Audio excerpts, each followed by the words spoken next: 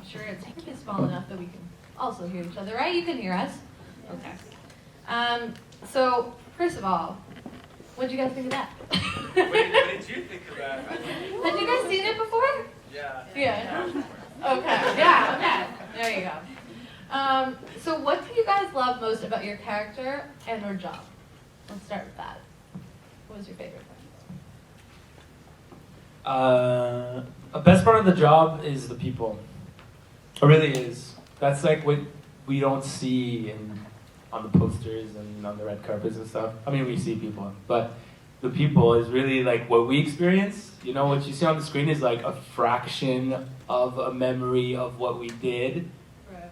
But we have a very different experience doing the show, and that's the best part. And then obviously being able to share it like in the future with all of you is a whole other special thing. Meliorn is a character I've always like been prepared to play somehow because I love elves and mystical creatures and stuff. You fits you so well. Thank you.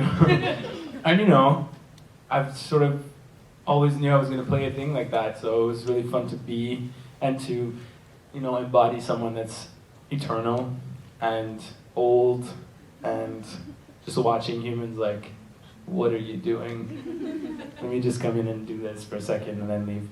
Yeah. So yeah. Hi guys, I'm Michelle. I play Kaylee, a fellow Sealy here.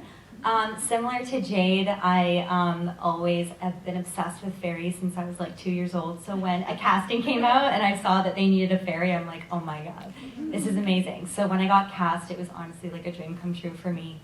I had such a blast playing that character. Though she came in with a bang and out with a bang very quickly, literally. It was such a great time. The cast is amazing. I loved getting to know a lot of them. Jade here as well. We've gotten to know each other personally, and he's amazing. And I've never seen a fandom like you guys. It's insane. I mean, I was only here for so long. I can only imagine how you guys feel. The support and the love from you guys is so incredible. I can't even. So kudos to you guys. Thank you so much. You guys are awesome. I didn't play a character. I am a character. Your job is super interesting. Okay. Your job is amazing. What was your favorite I thing mean, I about came on season 3. Makeup is so much fun on the show. I also want to give a shout out to my team members, Amanda and Jen, who are wonderful and awesome. Verity, our 4th member, is in the sky right now, flying here. No, it was a really great, fun time to work on this show. I mean, it's like runes, fantasy, blood, Sealies. I mean, what more could you ask for? The scene with Kat and Luke at the end with the mouse blood. You know, it was just a really great part to be part of this crew and this family, and I think everyone would agree it's just a really, really special show, and especially for all you guys to be here with us and supporting it is amazing. Like you don't even know how much it meant to everyone on the show when the hashtag Stage Shadowhunters campaign came out. Like, we were just in amazement between, you know, just all the tweets to see all the money raised for the Trevor project to the billboards and everything else. It's really, really special. So thanks very much. I'm going to pass it to Nicola. Hi. Yeah, I agree with Jade that the best part of the job is the people, for sure. When I got this, it's really funny as an actor because you never know what something's gonna become. So, you know, almost 4 years ago now, I had a, 5-month-old baby or 4-month-old baby, and I auditioned for Maris, and at that point, like, I was a working mom. I had no friends anymore. I had, like, nothing. It was a very weird time. And then I started doing this show, and I met all these great people. It was Dom, actually. Dom was the first person to get me out of the house after, like, Dom and Kat were the two who were like, come on, let's go out, let's go party, let's go. And I was like, I'm 32 and I have a baby, I can't party. And they're like, yes, you can. But seriously, like, the friendship, you can party, and I certainly did. Probably, they were just way better than me the next day in all of those situations. But, and like Jade and I actually met this summer, we met this summer, the first summer of the show. We actually never did any scenes together, I don't think. Once we were on set at the same time, but we knew each other from before from doing a play, and so many of my friends, Amanda, my beautiful makeup artist, who became my like biggest confidant in the world for like 2 years of my life. So these people really, you know, if you're lucky enough to be working in this industry, you're usually, you know, it's not a lot of time for other things, and if you're lucky enough to be in a group where the people are like these people, then you actually have a life and friendships inside that as well. My favorite thing about Maris is how drastically, obscenely, and amazingly she's changed, and you don't even know, oh my god, you don't even know what's coming. But yeah, it's literally like, I feel like I got to play 3 characters over 3 years, except they all have the same core person at the heart of it. And that's really cool, because a lot of the time the trajectory is the characters don't usually change as much as she does, and so that was really exciting to navigate, and it's one of my faves for sure. Yeah. She's amazing, right? I'm Kevin, I play Bat on the show. First of all, best thing about Bat, I think he's just the guy that everyone likes. I think it's impossible to hate Bat. I think he's so lost all the time since the moment he got on the show. So that's my favorite thing about him. He's so likable, but I agree. People in this industry is like what we live for, because that's what we deal with on a day-to-day basis, is we get to play a scene for approximately 30 minutes throughout the day, really like actually be part of it, and then but you're there for like 10-12 hours sometimes, and you're spending all that time in between with a great group of people. And this show especially, like, everyone is so welcoming. I only came in at the end of season 2, and the minute I was in the room, everyone was so nice. You always get really scared when you join a cast, because you know how cool it is when you start with a cast at the beginning. Everyone's always ready to get together, but when you join a cast, you're always like, they're all just in a groove and I'm just gonna show up. But everyone was really welcoming on the show, so that was very cool. And I remember when I booked this role, I was in LA, and I found out at like 9 in the morning, and I had to take a 12 o'clock flight because I had to do wardrobe that day and shoot the next day. And it was, and I had no idea what the character was yet, because they didn't even put the name in the script.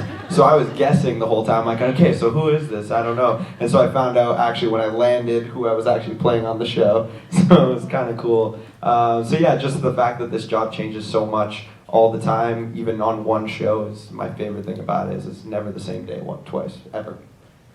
Yes. Hi, Stephanie, I play Iris. Sorry.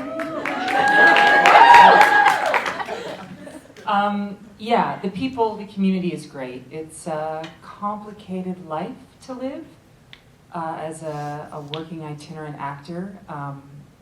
I'm the old person on the panel.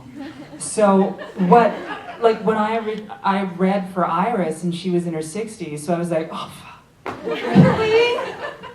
Oh. Anyway, and again, we had fake sides. So Kat comes to me and her mom's died and she's a sorority girl and she wants me to help. So that's what I thought I was doing. And it's only when I book it in and get the script, I'm like, I'm a warlock? This is fun. And then I have an extraordinary wardrobe and an incredible hair and makeup team.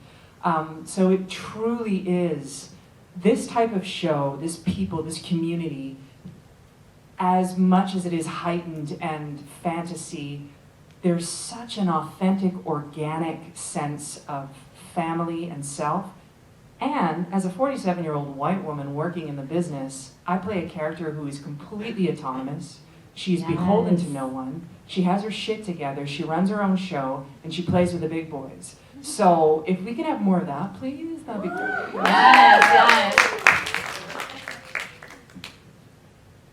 As for the job is always cool. My favorite thing about the job, not the people. No, I'm kidding. The people are fantastic, but the pretending stuff is pretty great too. There's just so much magic in it, and never more than a show like this can you access that delightful child in yourself that gets to play, it gets to be someone else. I'm both unburdened by my short visit to the show and also lucky in a way, because there is so much work that has gone in on the part of all of these people to create these characters on a longer basis. But for me, Ragnar, I guess, symbolizes that. He's like an avatar for your relationship. You see he's got this history with Magnus, like you have a history with Magnus. You are his family. You are the circle of love that he's grown with. And the Shadow Fam is that. They are the history of these entities. So I just feel lucky to be part of it. Yeah, that's me. Hi, I'm Josh. I play Joshua. It wasn't always like that. I started as vampire, and then I worked my way up to getting a name. So, yeah, like everyone said, you never know where these types of things are going to go. It was supposed to be one episode in and out, and somebody liked me, so I came back. Furthermore, my first scene was with Jade and a couple others, and I was cut out of it completely. So I was like, oh well, that was a fun couple days. But as the series has progressed and becoming a family, it's great. Amazing. Okay, so we're going to jump into a couple questions for you guys now. Nicola, so Maris is someone who goes through a lot of personal growth, as we've said, becoming more open-minded, open-hearted, and just really coming into her own. And we think that's something that a lot of people can relate to. So what have you taken from her journey and applied to your own life? That's a really good question. I think the thing that stands out to me about Maris is that she royally effed up a bunch of times in terms of various areas of her life. She made some bad decisions. She hurt her children. She hurt people, and but she knows that. And I think we're at a time in history right now when a big topic of conversation needs to be, how do we apologize and move? How do we apologize authentically? How do we actually change ourselves? How do we actually say, I used to be this and I no longer want to be this and I want to work towards being a better person? At least I hope that's a conversation that we're having right now, because it's sorely needed. And I think that, one of the things I loved about the scene in the last scene I had Runes, actually, I'm gonna get all choked up about it, but my last scene with Runes, Alec says, let's fight this, and I say, no, I did these things. Like, this is true. I did this, and it was wrong, and I know that now, and so I accept that I deserve what is happening to me. I deserve to be excommunicated. I deserve to be rude, but that doesn't mean that I don't deserve a chance to move on with my life. And so the idea of reinvention, and that reinvention is only possible if it's genuine, if you actually want to change. It's not about posturing, it's not about putting on a new persona. It's about actually doing the work, doing the work to change who you are and who you can be to other people. I find that very inspiring. And in my own life, I think, I wear a lot of hats. I'm a mom, I'm a daughter, I'm a wife, I'm a professional, I'm a friend, I'm a lot of things, and you can't always do those things properly, and there's times in my life when I feel like I'm failing at all of them all the time. And I think it's really important for all of us to stop and take stock and go, okay, well, perhaps some of that's true, but that doesn't mean that I can't move on from this and become the person that I want to be. And that's sort of my constant goal, and I think it's Maris's as well, just one foot in front of the other towards the goal of being the person that you really want to be and you know you can be if you keep moving forward. Yeah. So we're going to jump on over to Adam. You had mentioned your relationship on the show with Magnus, between Ragnar and Magnus. What fans wanted to know was how you and Harry developed that relationship. Did you take reference from the book? Was it a backstory that you guys came up together?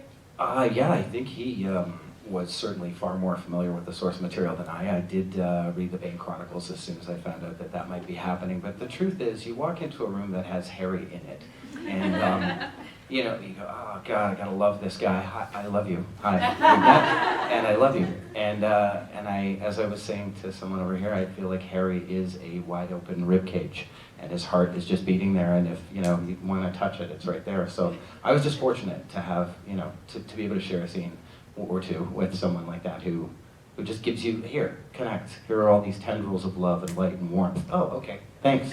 And my job's done. They also had another question for you. If Magnus and Alec were to get married, what do you think Ragnar would give them as a gift? Okay. Well, I think if Ragnar spoke for Ragnar and I didn't, there'd probably be some like little tiny knife twist because there's always a little kind of prickle somewhere in there. I think if I get to speak for Ragnar, I would create a portal to a realm where only they exist, and there's no powers, and there's no responsibilities, and the only magic is in each other's arms. That and an instant pot, because everyone's doing that. Immortality spell!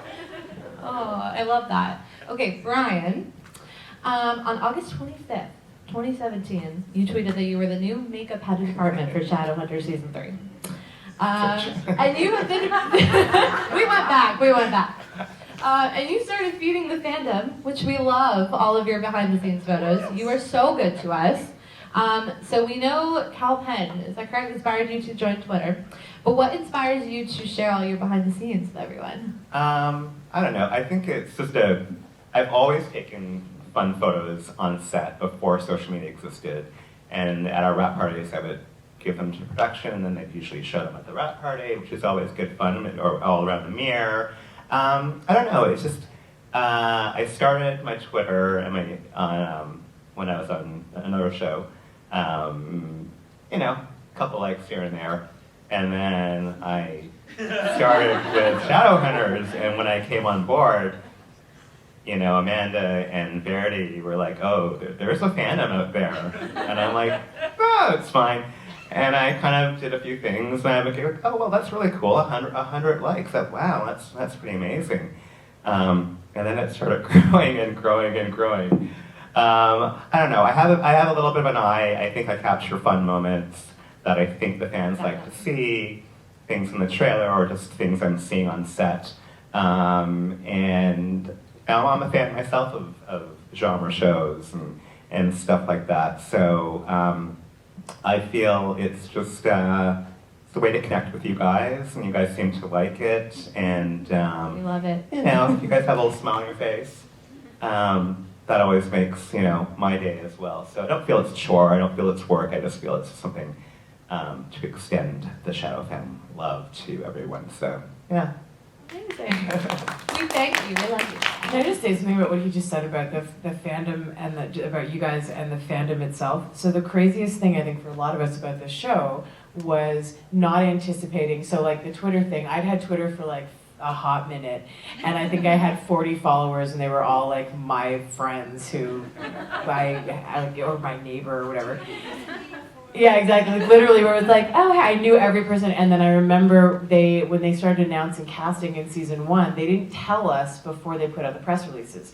So I was literally out for a run with my husband and my little baby, and suddenly my phone, and I literally had maybe one notification from Twitter in my whole life, and suddenly my phone went ding, ding, ding, ding, ding, ding, ding, ding, and my husband and I were like, oh my God, something's wrong with your phone, we have to call Rogers, like something's wrong. And we looked at it and I was like, it's Twitter, I don't understand what's happening. And by the end of the night, and I couldn't figure out how to turn it off, I didn't know how to turn it off. So all night my phone was flashing, like, oh, and the next day I think I had like 25,000 Twitter followers, just from the announcement. There was something crazy like that. But it was a really like, it was the first moment of going like, oh, this is gonna be something really crazy and cool. Like these fans are gonna be people who are gonna be really involved and are really excited, and it's been true every step of the way. You guys from like minute one were just the kick-assest fans on the planet, and I think for a lot of us it was like a huge, like a mind-blowing experience, yeah. Amazing. We love you guys. John, we had a question for you. Is that cool? Yeah. I can speak loudly. You can speak loudly. Okay, so Shadowhunters has taken us to so many fantastical places. Apparently we're going to Paris soon, which we're very excited about. What has been one of your most favorite locations in Season 3B? If you can tell us. If you can't, you can do Season 3A. Okay. I can't tell you 3B. Okay. I'm not allowed to. Actually, probably what we did for the guard. The whole outside sequence, running it over. It took a lot of work. The weather wasn't the most cooperative. A little cold, but it was as close to what Matt wanted, and Todd and Darren wanted, and Taylor's was to put on screen. It was actually quite fun. It looked great. Amazing, yeah, it did. And amazing to be in. Can I tell them where it is? Yeah, it's basically an old mill ruin in the town of Rockwood, about an hour outside of Toronto, close to Guelph. And it's a huge national park, so you can go and meander and have a picnic and make a day of yourself there. But yeah, there was a lot of set dressing, but there wasn't a lot of set dressing because it's an old wool mill. So the bricks are there, the feel and the kind of age. It was a trip to drive into it, and I made a mental note to go back. 7 dump trucks of gravel. Oh my God. And snow machines of bubbles for days and days and days. And every space heater we could find to put in those tents. It was a 17-hour day or a 19-hour day. It was probably 19 hours. Yeah, I remember that one. Yeah. Yeah. So Stephanie, Hi. I think we can all agree that Maddie is the cutest, most adorable little human ever. Oh, she's scrumptious. How was it working with her? She had just turned 4, I think. Right? Holy smokes. So I came in at 2:05 and we were shooting at the George Brown house, which again, oh my God, such a stunning location. And Sally Whitfield Richardson was directing. She kept me in line because it was really so easy for me to twirl the mustache on that. You know, I have magic powers and good wardrobe. And then Madsy was introduced, and I'm dealing with a beautiful 3.5, 4-year-old child who all the directors and her mom is on set with her 24/7, patient as a saint and super lovely. This question should really, though, go to Matthew. Yeah. Oh my God, I've never seen anyone more in love with someone in my life than it's Aisha, like moon-faced. She'd see Matthew and she'd be like, hi. It was beautiful. So I think their relationship, like Harry and Matthew, was fantastic to watch. We get along well, but we didn't really get to play a ton together. So I hung out with her mom a lot, and her mom and I got on like a house on fire. Her mom's an absolute superstar. Because it's brutal. Children in the business is not easy. It becomes your full-time job as a parent. But she's so sweet. Mm-hmm. So Josh, we want to know how it was like to work with David. So you guys visited the billboard. Yeah, we did. Well, David and I became very close over the 2 years, and he wishes he could be here. We went to the billboard put on by the Shadow fam. Of Toronto, yes. Yeah, it was great. I met a couple of you guys there, I think. Yeah. David and I get into some shenanigans when we're out. Have you seen any of our videos? We're just really goofy. But he is such a great actor. I think you guys can all agree, right? And just a great person. As a vamp bodyguard, I let him down because I get my ass kicked all the time. But no, it's just a wonderful experience working with David, and yeah, I love him a lot. Interesting. So Kevin, you are one of the newest cast members on this panel. So you kind of told us a little bit about how you initially found out about the role. But did you know about the show and the fandom beforehand? Yes, prior to getting the role, I'd already read the first 2 novels, just cause, as a fan. So it was really exciting. When I found out that I was going to be on the show, I really just read very fast everything else as quickly as humanly possible. But I kind of knew about the show and how much people were in love with it, and because I thought it was so great, but I'm not really a huge social media guy, so I hadn't really understood. And I remember still, because the first day, because it was so fast, I flew here and then was right on set, and Alberto's like, you know, there's a lot of fans for this show, Kevin. He's like, you know, in the first episode, you're gonna see that one night, it's just gonna all of a sudden go up. And I'm like, yeah, Alberto, okay, like, you're Alberto, like, of course, it's gonna happen. And it was very cool, the first episode. So I was a little more prepared for the idea of how fast and how close all the fans get with everyone on social media or just in person when they see you. I love how not shy the Shadowhunters fans are. Like, whenever they're in person, it's like they come up to you right away and you get to have a really cool conversation and meet really great people. So I kind of had an idea, but like I was in denial. Because you always want to be, it's better to kind of just sit back and be like, whatever happens, happens. But it was a really, really fun experience to go through, and I had never done this live tweeting thing before, and that became a thing really fast on this show. It was crazy, but it's been a lot of fun, and I can only imagine that it's going to get crazier in the next, what do we have, 11 left? Yeah, only 11. So Jade, you have an album coming out this June called Love Letter to a Fandom. So what does the word fandom mean to you, and how has fandom inspired your work not only on the album but in Shadowhunters? Because as Fancity Central, we are all about fandom here. It's so epic. Okay, first of all, I'm so excited for music. Oh my god. We're excited. But that aside, a fandom is, first of all, it just doesn't happen anymore. Like a show that starts with a fan base just doesn't happen. Especially today. There's a million TV shows out there. A billion TV shows. And, they get cut all the time. And they don't even have time to pick up momentum. So we started with a fandom, like a whole reality that existed before we even existed. And it's like you said, it's perfect. Like we are the representation of entities that existed before, that outlive us way before and way after. And that's why I keep explaining how this show is not going to end. Like this is your this is your kingdom, your universe, your reality. We're just passing by, and it's just going to live on forever, really, truly. Yeah. So that's what I keep explaining. Nothing's ending. There's a huge season coming. There's a million things. Like the end is more than what you think. The last few episodes, you'll see what happens. It's more than just episodes. Anyways, but yeah, and you've changed my life completely, and I get to meet you all over the world and stuff, and it's crazy and fun, and that's something I've always been prepared for in a way, and I've always wanted to do music. And now it just all came together so clearly in my mind. And it's a way to continue this relationship that we started in a new way, honoring the past and going into the future.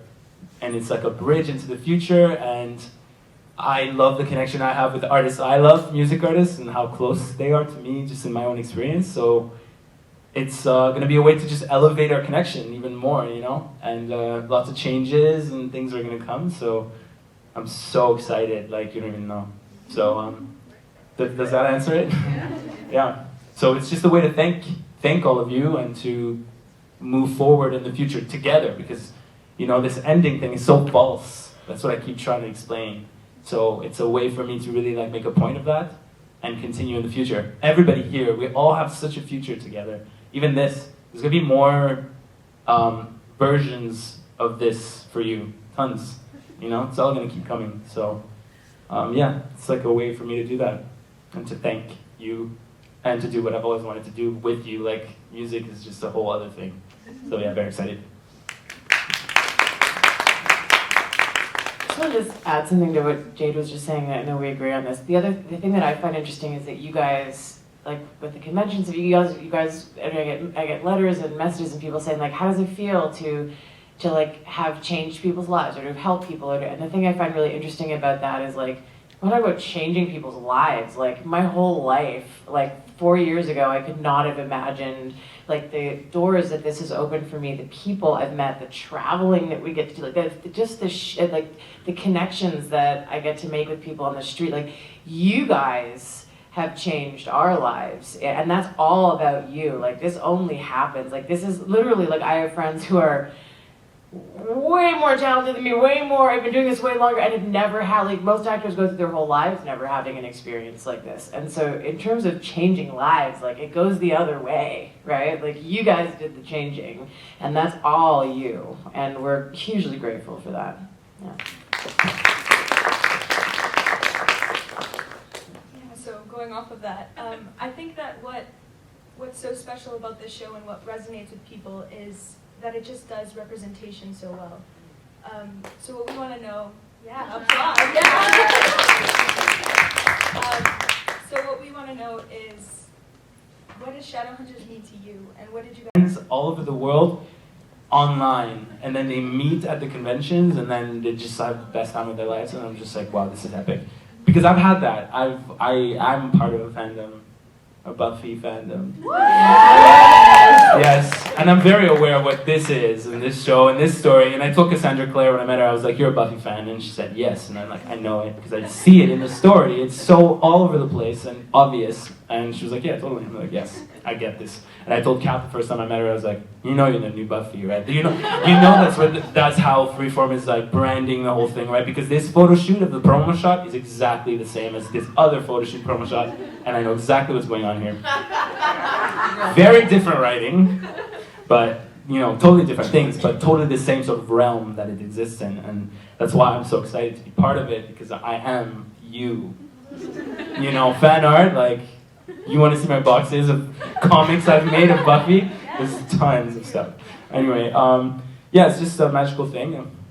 And it's, again, living, breathing, it exists, and it's not dimming. Like, you know, you have to understand, like, this TV is so not real. Like, it's so not a real thing. Like, it doesn't exist anywhere. It's the people and the interactions that is real. Like, you have to remember that. A screen is a screen. Like, it doesn't exist anywhere. So it's really this. You know, this right now, is it? Anyway, just want to make a point. And that's what keeps living on, you know? Anyway, just sort of like remind you that it's not over. Like, that's like... It's never over, yeah. Okay. Yeah. In terms of representation, specifically... Oh, yeah, right. No. I forgot about that. I can talk about this. Okay, Jade, let's get back on topic. Thank you. No, sorry, I didn't mean it to sound like that. No, because that's all. But I want to make sure that we do touch on that, because yes, we have to. For me, that's probably the most important thing. It's the thing I'm the most proud of about being a part of the show. I was in high school, I was a size 10 mixed race bisexual teenager. I did not see myself represented anywhere on any screen, anywhere in any medium. Like, I never saw my mom represented. I never saw people who looked like me on TV. I never saw, it was just, I didn't see stories about people, people who were either mixed race, or any of the elements of who I was were not on television. And so to know that that this generation and like my son's generation are going to be seeing television that not only tells these stories, but that doesn't tell them like they're the outsiders. You know what I mean? Like that, oh, two guys in love. Ooh, let's make a story about it. No, they're just two guys in love. It's not like that's not. Yes. That's what I love about it. Is like I'm very tired of, if we're going to show gay characters, for example, it has to be about the challenges of being gay, because that's very real and very true. But it's also human beings living their lives, Yes, and it so doesn't right. need to always be an issue. It's like these are just people, right? Yes. And I would sit in those read-throughs of the scripts, and I'd look around the table, and the racial diversity as well. Like, I mean, in my generation, I was still one of like very small number of mixed race kids at my school. Like, you didn't see that, much less like. So it means, I think it's unbelievably important. I don't think it could be more important that this show represents that for so many people. And I find it also the female characters, that's the other thing. Like, female characters who are powerful, who aren't getting rescued all the goddamn time, like, who are like taking care of, it's huge and it's important. And I really think it's the most significant thing about this show, and it's definitely the thing I'm the proudest of. They did a great job, and I don't know if they were aware of it. That's my like thing that I'm wondering. If they did it on Unless they purpose? were. I don't know. I keep wondering if they did or if they didn't. If it's on purpose. Like, Yeah, that's a are good question. downworlders people of color? No, because there's so many everywhere. There's so many everywhere, yeah. So, I don't know. I always wondered if they did it on purpose, or if they cast everybody and then we're like, oh, look. Which is how it should be, right? Like, Or even the fact that like Emerald and Matt are clearly from different, look different from a racial perspective, but that's very true in families as well. Like, my brother and I look totally different. My brother looks like the white side of my family, I look more like the east side of my family. Like, this happens, and I think that's one of the interesting things, is that whether they did it on purpose or not, it's still true. Yeah, it's great. It's still real, you know? I think it's a big part of what we're going to miss most about the show and why the show got as big as it did. Absolutely. Yeah. It's very important. Yeah. Okay, so to end this panel off, in November, Shadowhunters won Best TV Show of 2018 at the PCAs. Yes, I was in LA for that. It was the best. So if you guys had been at the PCAs, what would you have said to thank the fandom? Thank you. I mean, I think that kind of encapsulates it, right? It Like, does. I think the last stat I read, there's almost 500 scripted dramatic shows on air, on multiple streaming, cable, network, you name it. So for people to conscientiously choose a show and a history and stick with it and create a fandom that has a big enough voice to put the energy and the focus into being heard and seen because it's important to them, makes it resonate for those of us that are involved with the show on the back end. Because honestly, when you're doing it and you're in the moment and you're looking at your life and your schedule and the work, this is the last thing that's in my brain, at least. I mean, I'm a classically trained theater kid who's done all kinds of weird stuff all over the world. So I'm there to work and to do the best work possible. And then you turn around and something like a Fan Choice Award comes and you go, oh, people see us. They see us. They get it. We're being seen accurately. Who we are matters. The work we're doing matters. It resonates. And we represent, and we are appreciated, and we are giving voice to people who don't traditionally get voiced. And you can't go back now. Like, this is the new normal. No apologies, no need to explain. It is what it is, what it is. Elbows high in the corner, keep moving. Yeah, Like, that's amazing. And no apologies. You shook up Hollywood, by the way. Like, Whoa. because nobody really saw this coming at all. Like, This Is Us was against our show. Just by the way, okay, that's an amazing show. And I'm just like, We voted what? every day. Yeah. But it's epic because something that I've noticed is that, yeah, there's a huge fandom and it's worldwide and it's insane and big. But I promise you, like, it seems like Hollywood or like the industry itself doesn't really care that much about the fact that we're on this show. Like, it's just something I've noticed. It's like, oh yeah, that show, especially in the States because it's on the network and all that. And then to win 4 People's Choice Awards was just so big, and a show that's canceled on top of it. It's just like people are just like, oh wait, what just happened? You know, which is just epic and made it even stronger and just goes for the legacy that you've created. You know, the whole everything, Save Shadowhunters, and This Is Not a Last Hunt and everything. Like, there is a result that keeps appearing, right? So there is an outcome to this. There has to be, in some form. Yeah, and it's the work that they put in. Because have you guys seen the numbers? Have you guys actually seen the engagement numbers in the comparison? The amount, like, forget the work we do. Like, are you kidding me?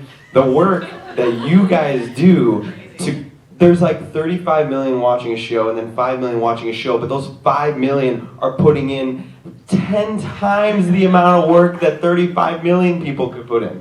It is scary. You won. Yeah, we won that. Won what? We showed up. You guys won. It is scary. It is the coolest thing that I've ever seen. I remember seeing a sheet with stats on what the fans put in on Twitter, what they put in on Instagram, what they put in on social media, and it is like, how many hours do you have in a day? Like, do you eat? Do you sleep? I don't know. Because if I don't have the time, you definitely don't. Yeah, I would just say thank you for the work that you guys put in, because We appreciate that. it's crazy. Even if Shadowhunters didn't win the award, that validation is great, but you guys, the fandom, gave us the biggest W we could ever imagine. You have no idea.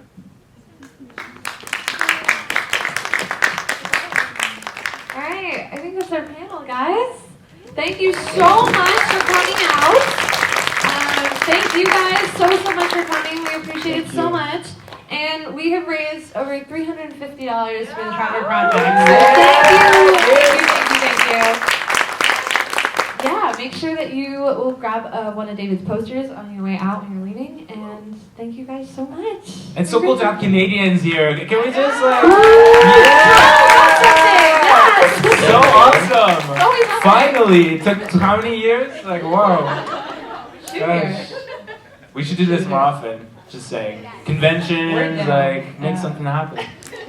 We're here. We're like ready for it. Amazing. We'll see you next week.